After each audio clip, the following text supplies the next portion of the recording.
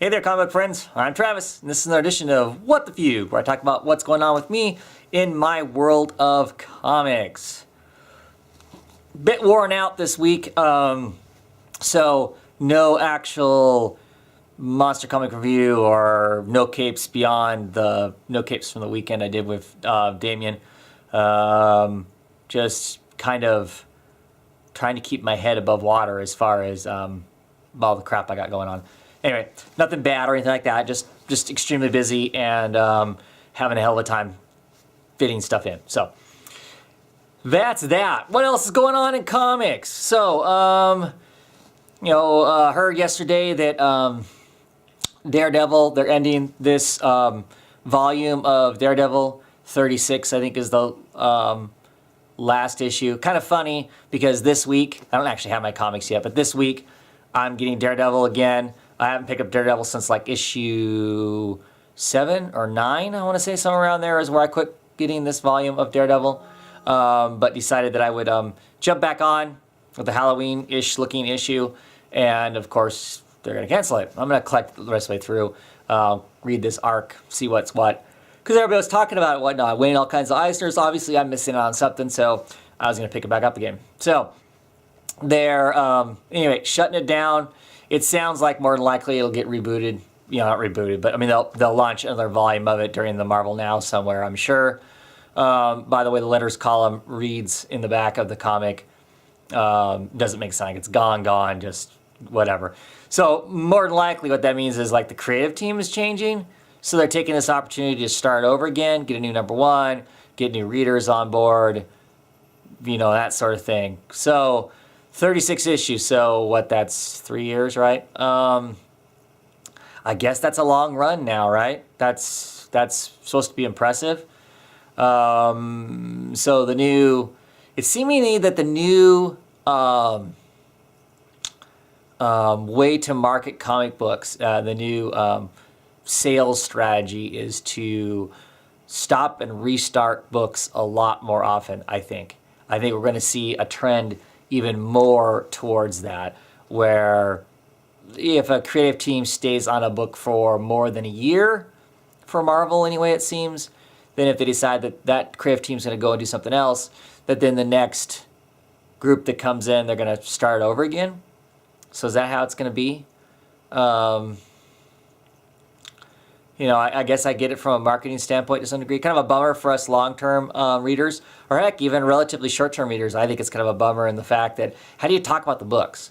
Oh, Daredevil #1. Well, which Daredevil one? Daredevil #1 where he's wearing the red and yellow costume?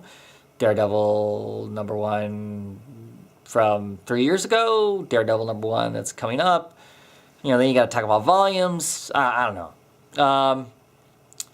But it seems to me like that's the new sales. That's the new way of doing it. You think? Feels like it's trending that way. The biggest curiosity will be is that Daredevil has been a $2.99 book this entire time, amongst the sea of $3.99 books that Marvel puts out. Curious to see if it relaunches, if it suddenly becomes a $3.99 book. That'll be curious. Because you'd think if they were going to make it a $3.99 book, they should have made a $3.99 book when they had an Eisner Award-winning team on it, right? I don't know. I'm happy that they hadn't. But, so we'll see. We'll see what that entails. Kind of curious. I hope that's not a market that, like DC decides to take up. I am, to some degree, taking advantage of the Marvel, next Marvel Now wave of stuff. There are some books I'm going to try out because they're #1s that I'm thinking about jumping on. But, as I just said, I'm, with this issue, which is issue 31 or 32 of Daredevil, I'm jumping on. I don't have a fear of jumping on in the middle of something or once the numbers get high. I think anybody who's really interested in a comic, it should be that way, and I'll keep pushing that. You don't have to go clear back the #1 for things. You can figure it out along the way. So, but at any rate, so I am taking advantage of that. The Silver Surfer stuff comes out. I'll take a look at that and whatnot. But you'll be really curious. So by the time we get to about March of 2014, there will not be a single Marvel comic, I do not believe. Talking with some other people on Twitter and whatnot, I don't believe there will be a single comic in the in the Marvel line that is higher numbered than any of the line in the DC. So the DC New 52 will actually, all their numbers will be higher than the anything at Marvel. If that matters, if the numbers matter, does it matter? I don't know. It's a debate that goes on. I think new readers don't care, and as new readers become longer readers, then suddenly they start to care about not wanting their comic relaunched. And on that note, I'm trying to be more positive. There's a lot of negativity, not people-wise. Just it's really easy to be kind of snide and snotty about and sarcastic about comics. We get all these relaunches and all these shutting down of all these books and stuff. And I'm guilty. I'm real guilty of it. I mean, just yesterday I was kind of poking fun at the whole Marvel Now thing and the relaunching and, what's it going to be next and that. And instead of trying to look at the positive side of it, okay, these guys are probably of Daredevil. Mark Waid's been on for 3 years. He's probably tired of doing it. He wants to go do something else or whatever. Awesome. And Chris Sammy's going to go with him. That's fine. Let's get some new people on the book and whatnot. And so it's going to start over at number 1. It's really not that big of a deal. I'm trying to be positive and look forward to, okay, so they're done. They're moving on. It wasn't like it was canceled. They're moving on. So somebody else is going to take over the book and just going to have a new thing. Maybe that person's going to take Daredevil someplace different and new. And that could be an exciting thing. Certainly this last time they relaunched Daredevil, it was exciting and new for a lot of people because, Daredevil for the longest time had been this guy that had been drugged through the mud. You just think, how much lower can he get? And they just kept dragging him lower and lower. So, this book was a positive kind of a thing. So that's a good thing. So, it being relaunched isn't a bad thing. In that sense, maybe something great will come out of it. It's always kind of a bummer when your book gets canceled. If you're one of those people who's a big fan of the Fearless Defenders, pretty significant as far as having a lot of female characters in it, it being a newer book. You could be a new comic book reader and beyond that book. And if you're one of those fans, that's kind of sucks because there's nothing that's replacing that. Try and find some of those other books that are out there. Captain Marvel, talking about Captain Marvel, of course, it's shut down right now, but it's going to restart. They're moving Carol Danvers someplace else. She can be out in space, and it can be kind of more a space adventure kind of a book, and that's great. It doesn't interest me and my family who were reading Captain Marvel before, but it may be a great book. That may be the opportunity it needs to get more sales or to be something different, or it's going to all those Carol Core hardcore members, they're going to keep reading the book, and maybe this way it being in space, potentially being tied to Guardians of the Galaxy, maybe that'll boost its sales and help it out. Because, at the end of the day, corporate comics, they have to have their sales. If they don't have the sales, then they're not going to be around. We're going to get them canceled. So just trying to look at the positive side of things, not to be quite so dreary about it. Like I said, it's really easy to fall into being cynical about the books that are gone, that we loved, and it not feeling like the companies are listening to your desires for what we're reading and whatnot. It happens. The longer you collect comics, the more experience you're going to have with things going away. Unless you're only a favorite of, I don't know what, because even those have gone away, to some degree. They've all gone through radical changes. Some of the big named ones end up going back to where they are. Obviously look at Amazing Spider-Man. Amazing Spider-Man's gone. You got Suspiria Spider-Man. If that's not your cup of tea, this is kind of a train wreck. If you're new, this may be the way to get in on it and whatnot. Before the New 52 launch, for a while, Bruce Wayne was gone. And he wasn't Batman. Dick Grayson was Batman. If you really couldn't accept that, then that was a kind of a dark, dreary time.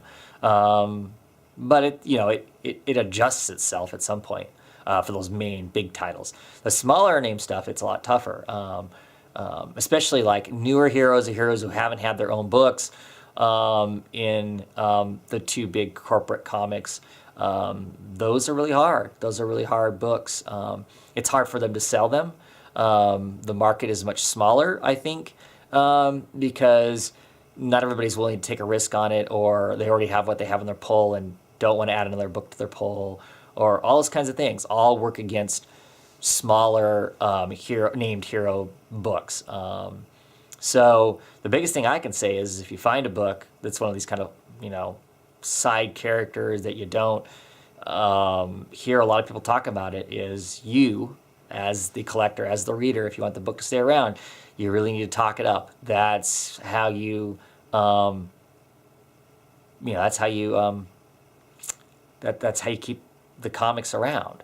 Just the YouTube community alone, we're close to 1,000 people, I think, between those of us who actually do lots of videos, those that don't do videos but comment a lot, and that silent group that's out there that's watching that that isn't commenting or isn't making videos. That's a certain amount of leverage. That can make or break some, independent books for sure. Even the bigger books, if we're all on board with something. If you like something, you need to be explaining to the rest of us why you like it. If you don't hear the rest of us talking about it, those smaller comics, those I don't know what, Nova. If you really dug Moon Knight when it was out, you need to have been talking that up. Some of these DC books that I am bummed about. We lost Resurrection Man and Frankenstein Agent of Shade, and some of those books. We need to be making sure that we're doing our best to convince other people to get those. If you really like those books, get more people to buy it. That way you can leverage our YouTube here and potentially keep a book around, keep it afloat. Or if nothing else, at least if your voice is heard, your book may go down, but maybe your character that you really like, if it's a character you like too, maybe the character will go down. Maybe if the character's popular enough but not popular enough to hold its own book, hopefully they integrate that character into somebody else's something. I don't know. I'm just yammering now, so I'm tired. Maybe it's time to be done. Can't think of anything else that's going on in comics right now that I want to talk about. The biggest thing was this whole changing the way they're going to market comics, I think. I don't have any actual hard, this is what they're saying that. It just is looking more and more like that the soft reboot, the relaunching of titles is a way to keep creating number ones and getting people who maybe weren't looking at the comic at all to suddenly look at it. Maybe there's people out there who are intimidated by 30 issues of Daredevil, might be interested in Daredevil, and then suddenly a new Daredevil starts out with a whole new number one. Maybe people are going to jump on that. I don't know. I guess we'll find out, won't we? But Daredevil's going away, but it's not being canceled. I think that obviously a popular character. Book's always been around in some sense or another. So this creative team, I haven't heard exactly why, but they're done. And I'm sure they'll find somebody new to work on the book, and then they'll launch it again. And we'll see what it is, right? As long as they don't put Daredevil in space or something crazy like that, make him suddenly part of the Guardian of the Galaxy or something horrific. Should be interesting, right? So, anyway, that's it. This Friday is Comic Book Roundtable. I believe it is the Halloween edition. So you may see some people dressed in costume, maybe. Other than that, I will... Comic Book Parfait. I do plan on having another one. I don't know what the date is. I haven't even talked to the other guys about one yet. We kind of talked dates, and I've kind of dropped the ball to some degree as far as getting back to them and setting up a date and whatnot. So right now, I think that's going to be kind of a once-a-month kind of a thing. So probably aren't going to see another one until November, and that might be dicey with holidays start rolling in and stuff like that. We'll see. Right now, I just don't have the energy to do one every 2 weeks. It occurs to me that's a lot more planning for me than what I necessarily wanted to do right now. So yeah, sometime in November, hopefully we'll make it happen again. Because like I said, I really enjoyed that show, and everyone else seemed to enjoy it that watched it. But yeah, I'll be seeing some of you people on Friday, watching your comments go by or something. So have a great one, everybody. Hope you got great comics, and I will see you next week. I'll be back on schedule, hopefully, with my regular stuff.